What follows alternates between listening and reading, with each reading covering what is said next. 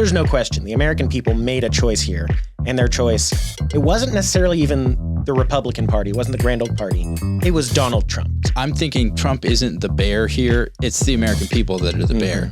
The American people who are freedom-loving people don't like to feel like they are being manipulated and led around by the nose and not allowed to have their own opinions, have their own views. Well, he is probably the most persecuted American president in history. He's been impeached twice. He's been indicted. Yep.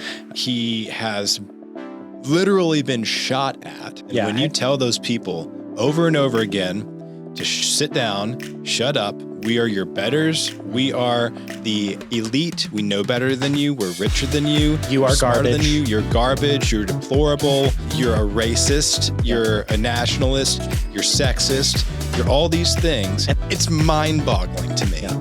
It's offensive.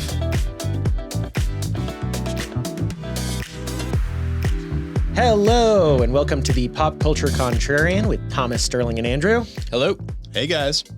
We are coming to you on November 7th, just 2 days after the election. Obviously, y'all will have heard all about it by now, but of course, you want to hear what we think and what our reactions were. That's obviously why you're here. Clearly. You're obsessed with us. Obsessed is putting it mildly. So we just got to give you what you want. I don't think that's true. Oh, okay. All right. Maybe I'm getting some bad intel here. Kind of like the You're polling, listening right? to the polls.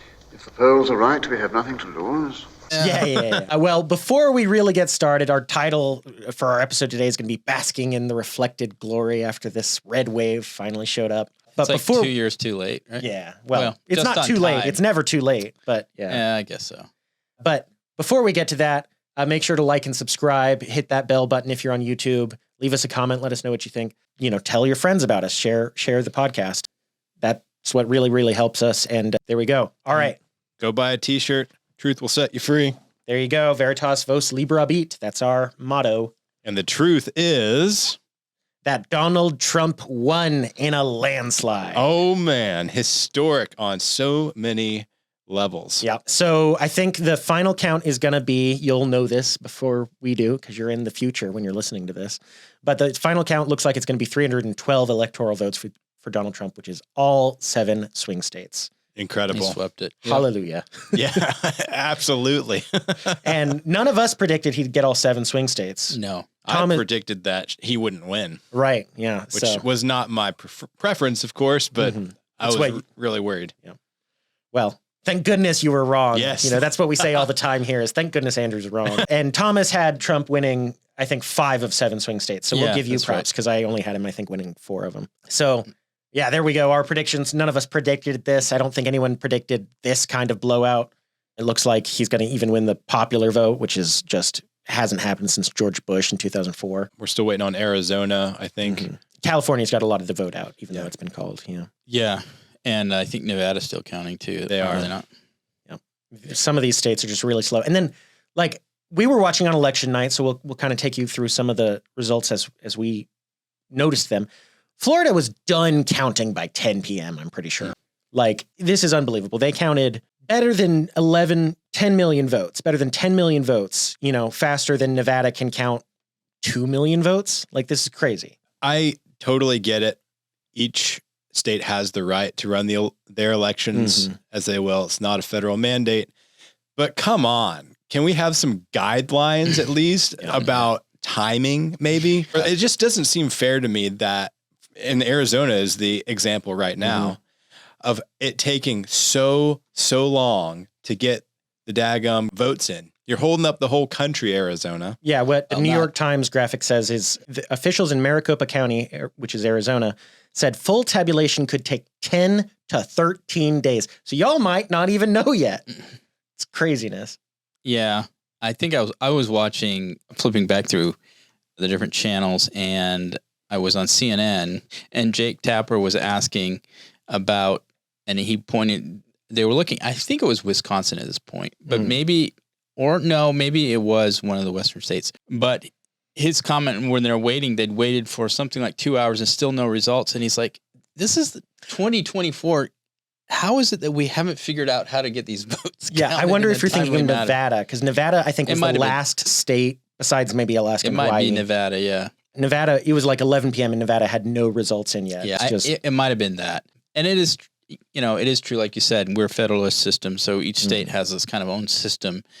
But when it comes to a national election like this, you would hope that there would be a kind of a more nationalistic system in place. Some fire under them to get this out. Yeah. I mean, Florida, look at Florida. I remember Florida in 2000 with the whole hanging Chad scandal, and we literally weeks before it finally got resolved as to who won that election.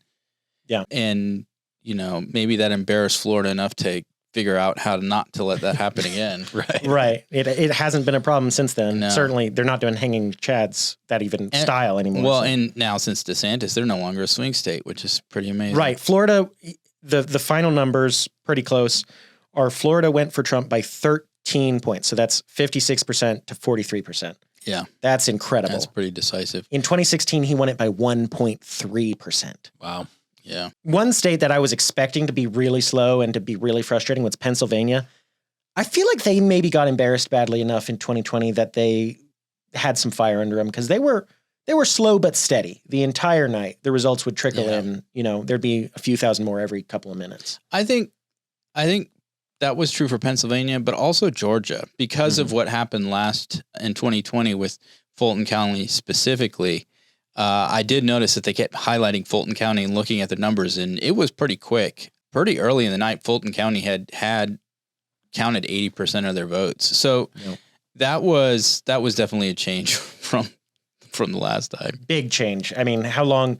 I think Pennsylvania and Nevada were the last two last time. It was days at least. Of course, during that period of time, we were dealing with COVID and all the upheaval, and then record mail-in ballots across the board, unlike we had ever seen before. Yeah.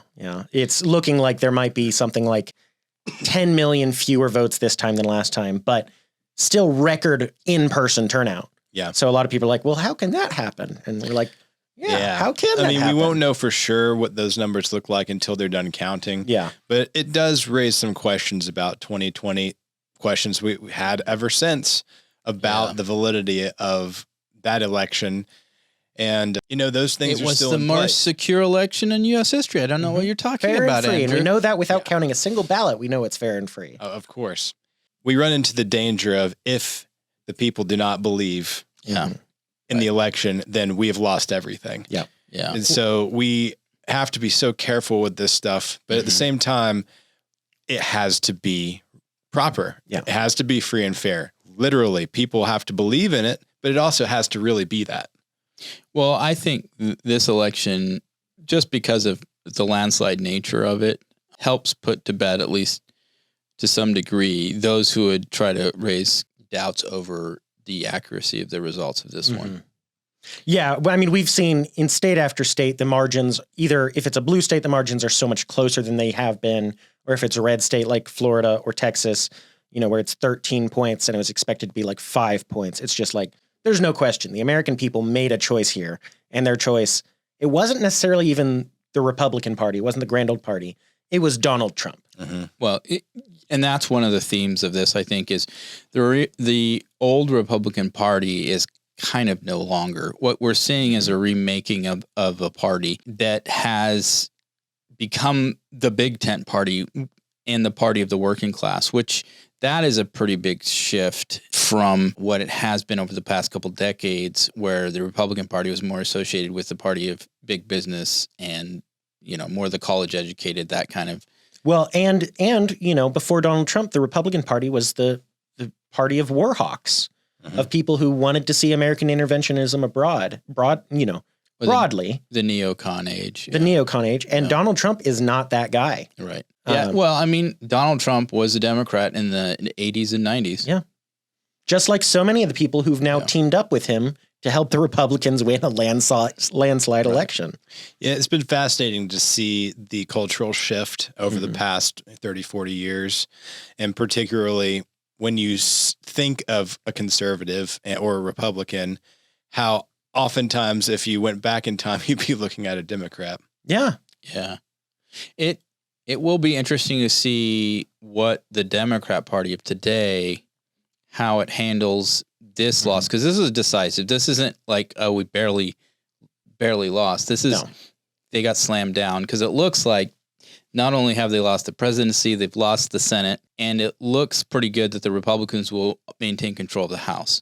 Yeah. So, in which case we would control not just both sides of Congress, the House and the Senate, but through all three branches of American government, the judicial with the Supreme Court, the White House, and Congress. Yeah. So there's a lot that's the best case setup for Trump moving forward with his agenda. And another factor here that I would add to this is that he has the experience now. The first time he came in, and I think it was Rogan, he talked about this. He wasn't familiar enough with Washington and the ins and outs, so he had to rely on a lot of people and trust their judgment on things because he just didn't know a lot of stuff, which it makes sense. He wasn't a politician. Yeah. And as a result, things were made or decisions went certain ways, and he regrets that element of not really understanding or knowing the personnel well enough to be able to work within the environment of Washington as it is. This time around, I think he's kind of wise to the game. Yeah. And hopefully that will he will be able to more effectively and decisively work to get his agenda across much more efficiently and fully than he did in the first 4 years. Yeah. And that kind of tees us up to get to our kind of second part of this, which is what we hope we see from the Trump presidency. I see you have something to say, but yeah, go ahead. Just real quick. I think it actually may end up being a great blessing that Trump lost in 2020 and then gets to come back in 2024, because a lot of the traits we really didn't like much about him, he was forced to confront those and handle them differently after 2020, after January 6th, and then going into this election, if he wanted to gather the support of the Republican Party again. And he's in a lot of ways not behaving like the reckless guy who says whatever he wants all the time that we saw in the last two elections. Yeah, he's looking a lot more presidential. I think also in part, he's been humbled a bit with the reality, come to Jesus, as it were, almost dying on the campaign trail by way of assassination attempts. Yeah. So, he seems a lot more serious in that regard, a lot more presidential, and the world is taking notice. He has not even taken office yet, and you see the international landscape really shifting. As of today, for example, Iran's currency has taken a nosedive. Oh, I hadn't even heard that. And I just looking at the markets, I know the day after the election was called, Japan and the Asian markets that were opening first were up. The Dow was up 1,300 points right out the gate. And part of this, I think, is because we know what we're getting. The world knows what they're about to be getting from a foreign policy perspective, and from what Donald Trump has been like in the past. He's done this job before. Yeah. He is a veteran, and never has that happened before. Well, that's happened one other time in U.S. history, and they're acting accordingly. Yeah. So that only one president up until now has won 2 non-consecutive terms, meaning he was president, he lost an election, someone else was president, then he won the one after that. That was Grover Cleveland. Very different situation. Not many similarities other than that simple fact. And now Donald Trump is only the second person ever to do that, where he won, he lost, and then he won again. And I do think the fact that he was not in the White House these 4 years means he had a chance to self-evaluate. I think the persecution he's really been suffering has allowed him to see more clearly some of this swamp that he didn't see even all that clearly in 2016. Well, he is probably the most persecuted American president in history. He's been impeached twice. Yep. He's had, he's been indicted. Yep. He has literally been shot at. Shot in the head. Yes. Yeah. He's had the entire media turn against him, the entire Washington bureaucracy turn against him. All of these people who were his friends in a previous life turn against him. Yeah. It is incredible to see. And the fact that he came back after all of that is not normal. No. The people are calling this the greatest political comeback in history. And it probably is. Yeah. Yeah. I mean, I think especially after the Capitol riot in January 6th of 2021, the that he was left for dead after that. Yeah. I would say, politically speaking, even though they went forward with the Democrats decided to try to beat a dead horse. Yeah. At that point by going forward with their second impeachment attempt of Trump, which was kind of like, how do you impeach a guy who's already out of office? Yeah. Don't know. But they tried did it anyway. And their logic was, well, as was everything they've done since he was out of office, was to try to prevent this very thing from happening, him returning. And they said that pretty much explicitly. And it didn't work. It did not work. Never have the Democrat stratagems failed so hard. And it's right. It makes me so very, well, very they poked the bear. I mean, if you know anything about Donald Trump, it's that if you make him mad or tell him he can't do something, he's going to go as hard against you as possible. I guess you could say he's a contrarian. Yeah. And that was the spear point. That was exactly the crux of the left agenda to take him out, was just to harm him as bad as possible, to bankrupt him, to put him in jail. And then I truly believe they wanted him to get assassinated. I truly believe that. Well, I think that, yes, you point to the bear, but I'm thinking Trump isn't the bear here. It's the American people that are the bear. The American people, who are freedom loving people, don't like to feel like they are being manipulated and led around by the nose and not allowed to have their own opinions, have their own views, vote their conscience, whatever it may be. And I think they got offended. I really do see this. A lot of Americans just were offended by how the Democrats handled the situation, because the reason Trump was president was because people voted him as president, and they voted him as president because they expected him to do what he said he would do, and he was doing it. And so I think a lot of Americans took it very personally that the establishment in Washington, who had made it clear that they were going to try to do everything they could while he was in office to get him out of office, and then after he's out of office, do everything they can to make sure he can't get back into office. Yeah. And I think Americans said, no, we're not. That's not how our country works. We are a republic who democratically elects our leaders, and the democratic part of that is the people.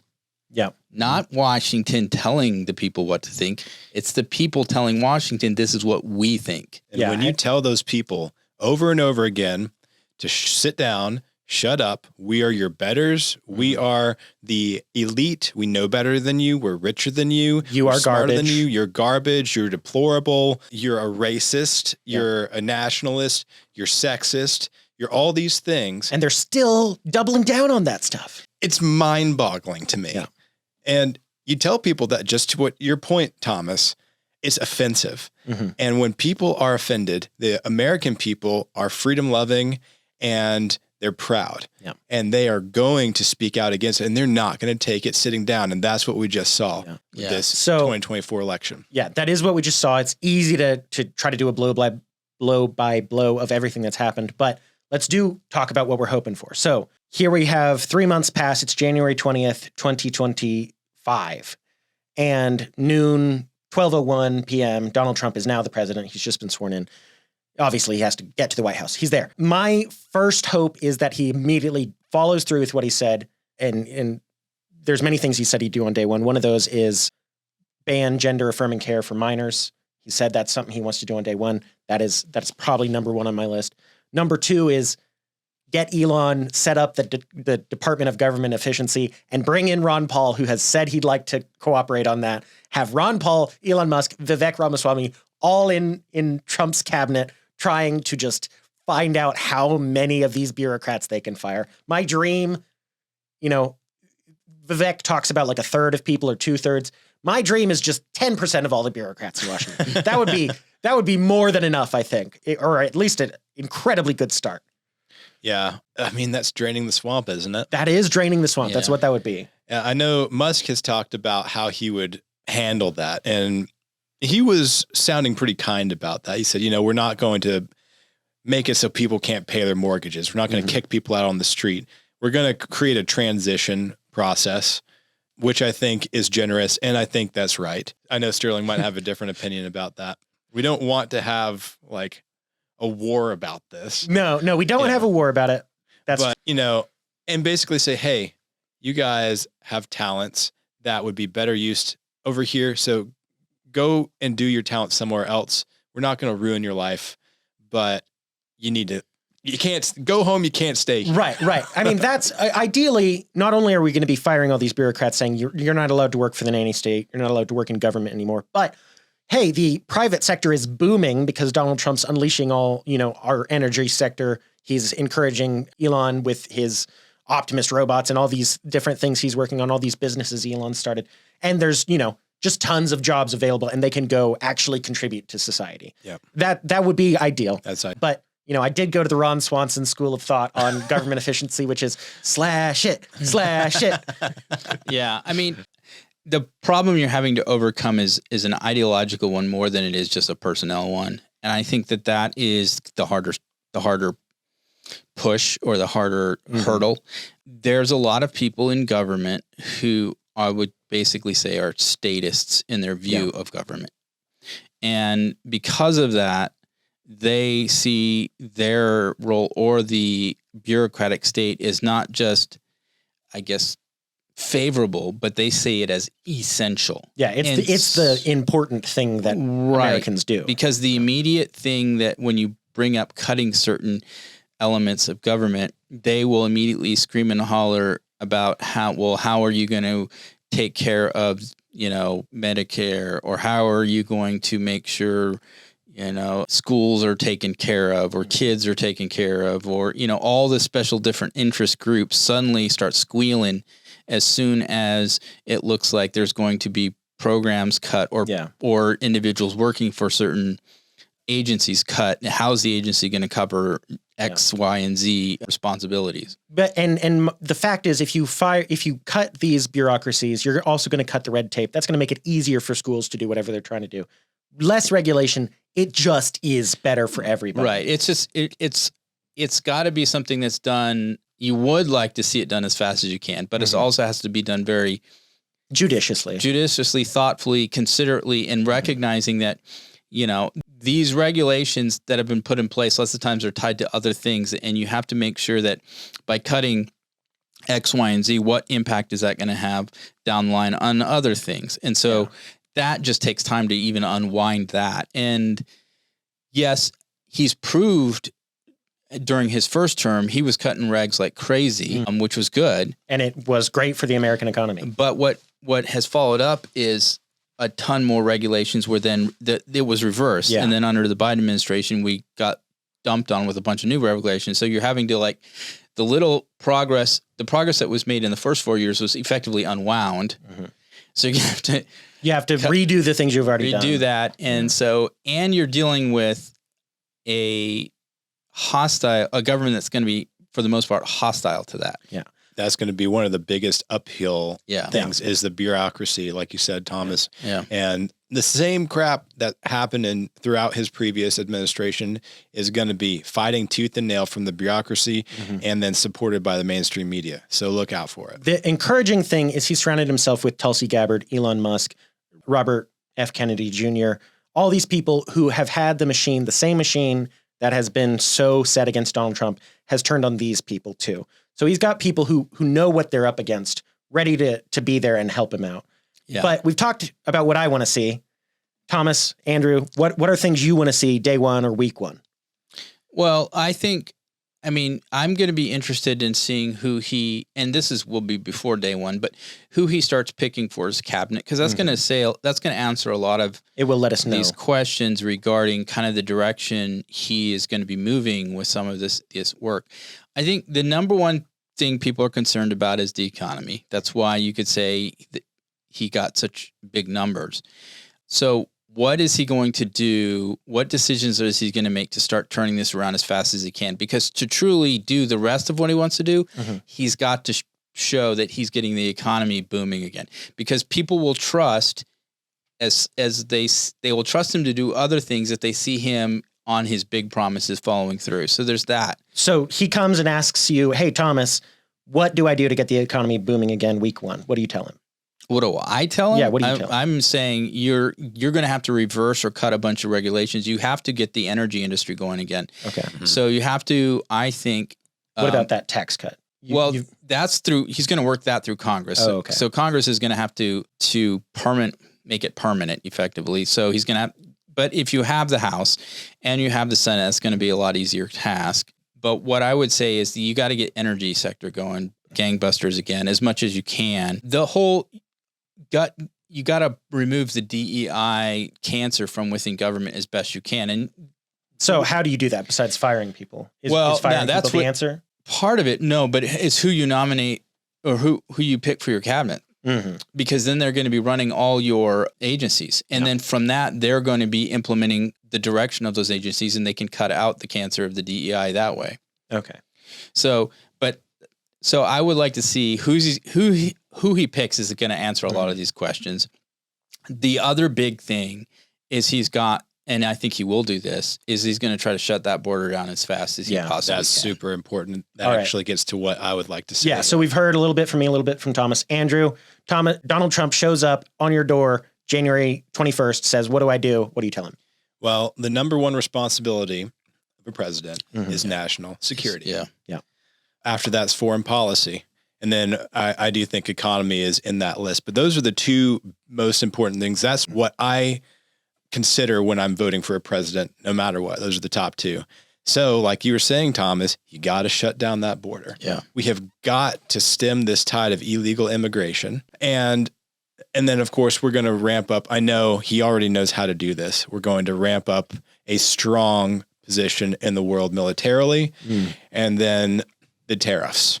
I think tariffs are going to be extremely useful in getting business back into America by encouraging Americans to build American and buy American. Well, and saying to, a business who wants to set up a factory in China, you do that, you pay 100% tariff, you build it here, no tariff. Well, that's exactly right. Yeah.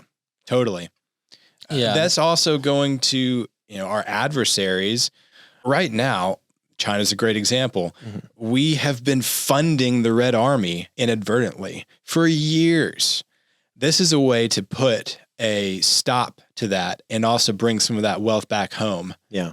Yeah. He's from the foreign policy standpoint and the economy. Now you talked about the tariffs, which he will do, I think, on a number of things. That's got to be a balancing act because that can hurt elements of the U.S. economy too. I agree. He says these overblown things to get the conversation started. It's the art of the deal. Right. So, but what I'm saying here is I think China is also in an economically tenuous situation currently. Oh yeah. And so that actually is a advantage Trump because he can lean on that for things. And I think that is important in how he's going to move forward, not just on the U.S. economy, but on the issue with like Taiwan and China and how he can lean on China to back off of Taiwan because I know that Xi Jinping wants Taiwan. Yeah.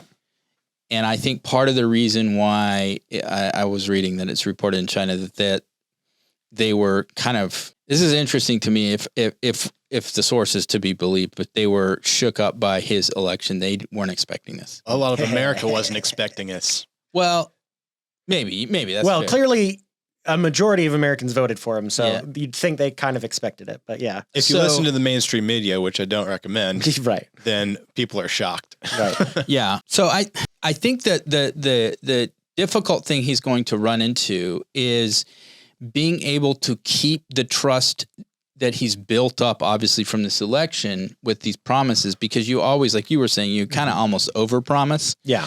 It's part of what politicians do, but he has a reputation of being like the quote, he just speaks what he thinks and then he follows through. Yeah.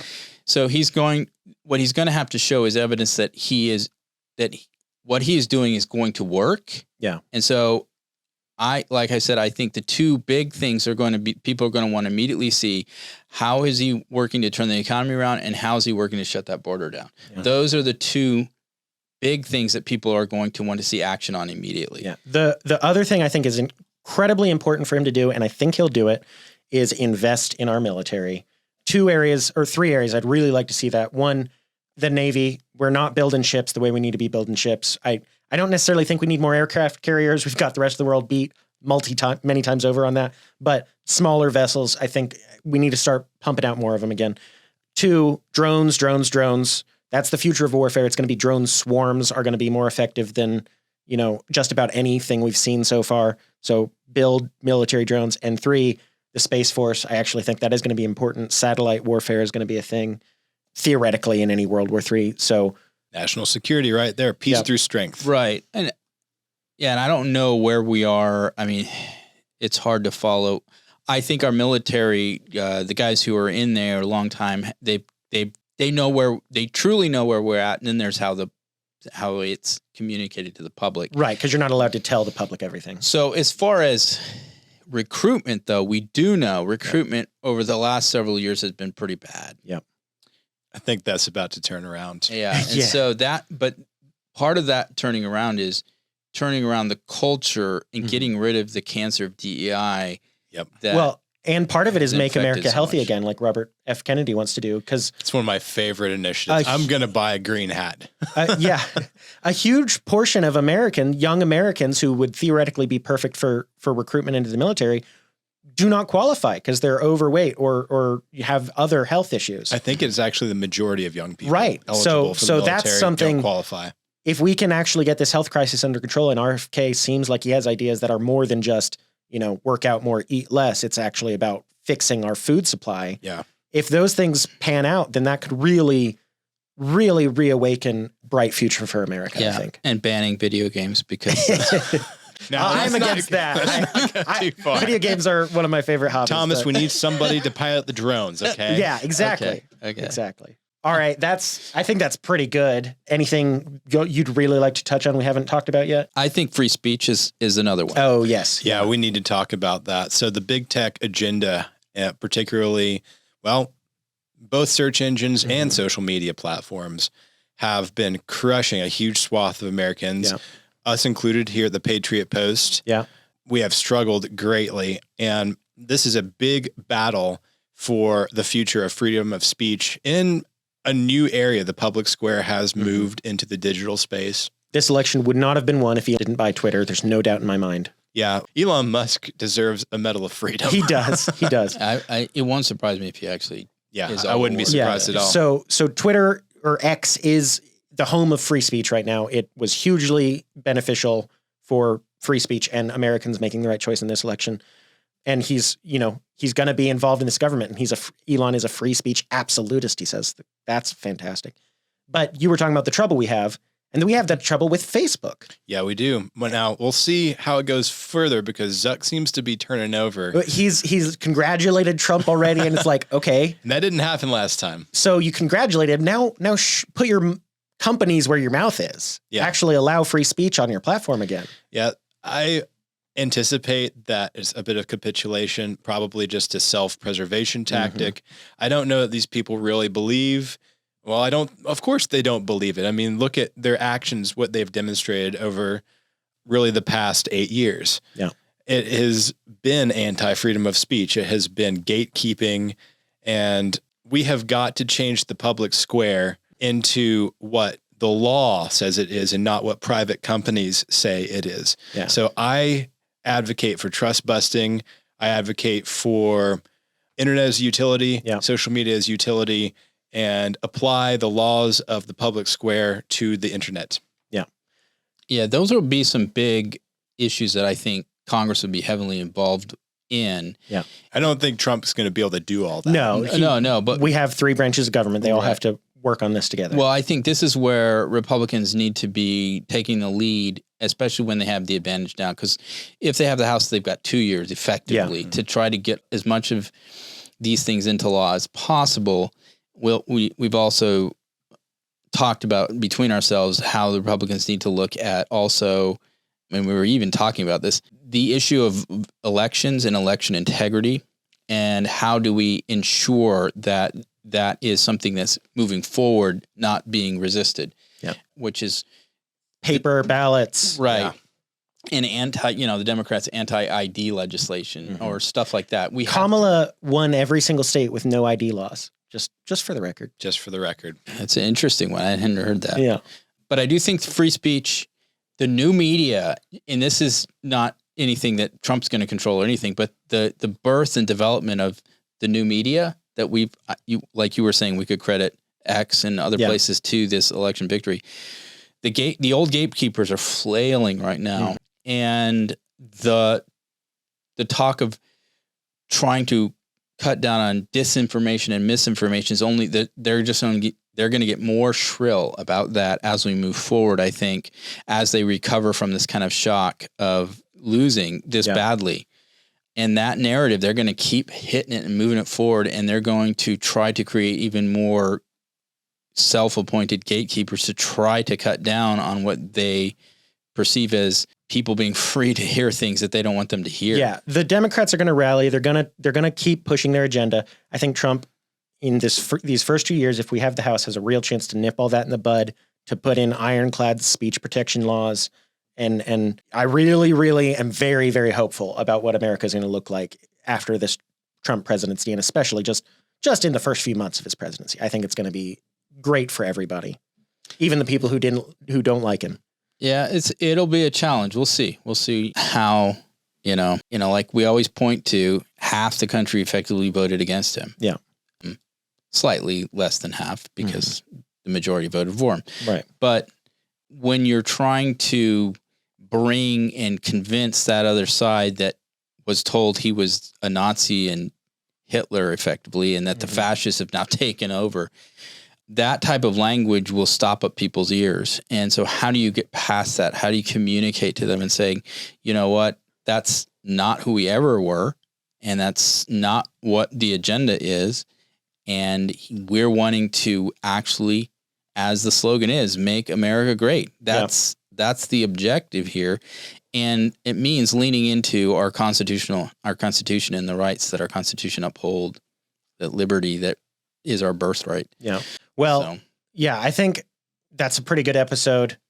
We've talked about what happened, the kind of schadenfreude we've gotten to enjoy watching the liberals completely melt down, and then what we hope Trump's going to be doing. And I have faith that he will do many of the things we've talked about. He may not do all of them. There's a lot to do as president, but I think we're going to see big improvements, especially for world peace. I think we're going to see a lot of peace breaking out instead of war, isn't that always nice? That is what we want. Hopefully. I hope. It's not always up to one side. No, it's not. This is what I think. Yeah. All right. I guess that's what we've got for you today. This is the pop culture contrarian basking in the reflected glory. We are brought to you by the Patriot Post, which is the oldest conservative news digest on the web. It's right and it's free. Be sure to like and subscribe to us, and we'll see you next time. Bye. Bye. See you guys.